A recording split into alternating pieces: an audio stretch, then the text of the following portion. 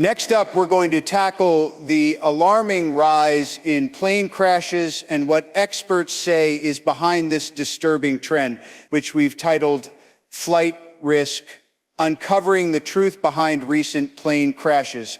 I'm your host, and today we're diving into the world of aviation safety, or lack thereof. We've seen a string of accidents that have left many wondering if commercial air travel is still safe. Wow, this is really scary.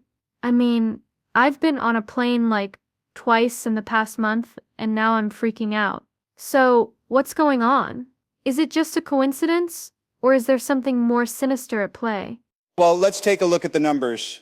According to the FAA, there have already been about 15 accidents or minor collisions involving commercial jets and smaller aircraft recorded this year in the United States.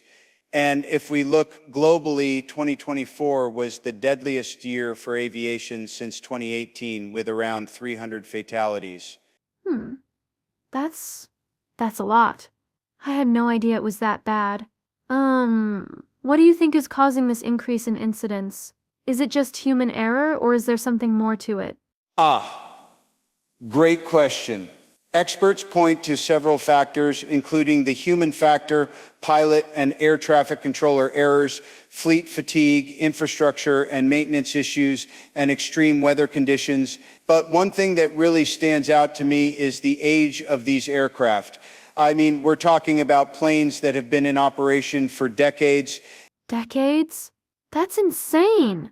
I mean, my car is like, 5 years old, and I'm already thinking about replacing it. How can a plane that's 20, 30 years old still be flying? Right. It's crazy. And the thing is, the FAA has been criticized for allowing these older planes to remain in service. I mean, think about it. The technology, the materials, everything about these planes is outdated. It's a ticking time bomb. That's so true.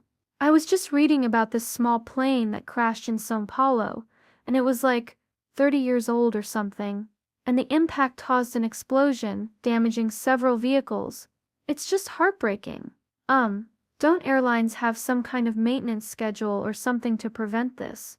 They do, but the problem is these schedules can be pretty lax. And even when there are issues, they might not necessarily ground the plane. I mean, it's all about prioritizing profit over passenger safety, unfortunately. That's really disturbing. So, what can be done to address this issue? Shouldn't there be stricter regulations on aircraft retirement ages or something? Absolutely. Stricter regulations are long overdue. I mean, we need to prioritize passenger safety over profit margins. And it's not just about the airlines. Governments and regulatory bodies need to step up and take action. Right? Like, I don't know, maybe have a mandatory retirement age for planes or something. That way you can ensure that all aircraft are safe and up to date. Exactly. And it's not just about the planes themselves, it's also about investing in better training for pilots and ground crews, improving infrastructure and maintenance, and monitoring weather conditions more closely. We need a multifaceted approach to address this issue. That makes sense. I mean, I've heard of cases where pilots have had to make emergency landings due to severe turbulence or technical failures. It's just terrifying. So, what can passengers do to stay safe while flying? Well, one thing passengers can do is choose airlines with a good maintenance track record and follow all safety protocols during flights. But ultimately, it's up to the industry as a whole to prioritize safety and make necessary changes to prevent these accidents from happening in the first place. I see. So, it's like a collective effort, right? We all need to be aware of the risks and demand better from the airlines and regulatory bodies. I'm definitely going to think twice before booking my next flight. Next up, we're going to tackle a topic that's been on everyone's mind lately: the recent surge in plane crashes and incidents. I'm talking, of course, about the alarming rate of accidents that have been plaguing the aviation industry, leaving many to wonder, are the skies still safe? We're going to dive into the possible causes behind these crashes and what experts say is being done to prevent them. So let's get started with this explosive topic: plane crashes, what's behind the sudden surge? Hmm. Right. I've been following this story, and it seems like every other day there's a new incident.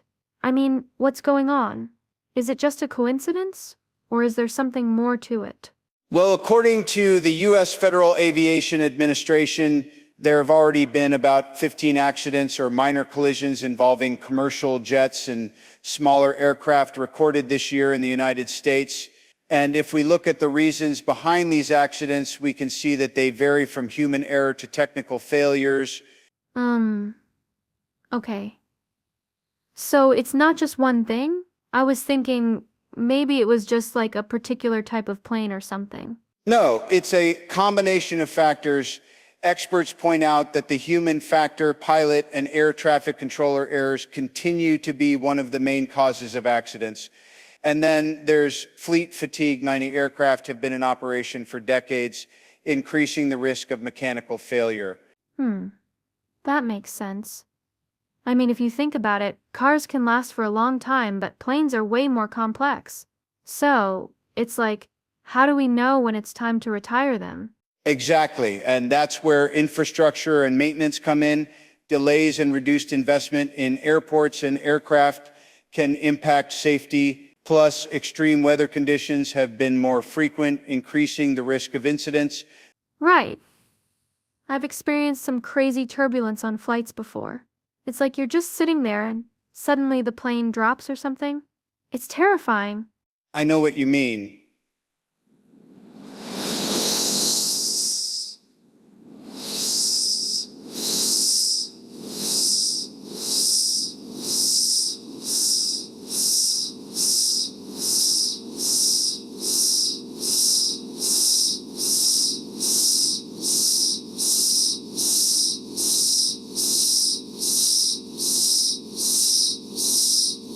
Investigations into these incidents must be monitored by the public to ensure that improvements are made.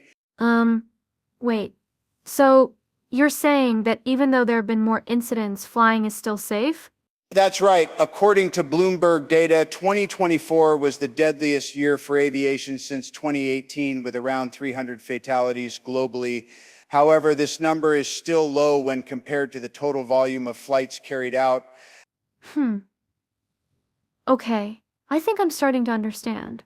So it's like the probability of being in a plane crash is still really low. Exactly. And with the increase in incidents, governments and companies are expected to invest more in operational safety, monitoring, and technology. Some measures that should be prioritized include aircraft modernization, improved training for pilots and ground crews, and better monitoring of weather conditions. That makes sense. I mean, if we can use technology to predict weather patterns and stuff, maybe we can prevent some of these accidents from happening in the first place. But what about the lack of transparency in incident investigations? Doesn't that erode public trust? Great point. The lack of transparency in incident investigations, such as the collision between the American Airlines jet and the Black Hawk helicopter, does indeed erode public trust and undermines efforts to improve aviation safety. It's like, if we don't know what went wrong, how can we fix it? Right. I mean, think about it. If there was a car accident on the road, we'd want to know what happened, so we can prevent it from happening again. Why should it be any different with plane crashes? Do you think that's something that's going to change anytime soon? Well, I think there's definitely a push for more transparency in incident investigations. And with the public demanding more accountability, I'm hopeful that we'll see some changes in the near future. Okay, I hope so. Because, I mean, when you're on a plane, you just want to feel safe, you know?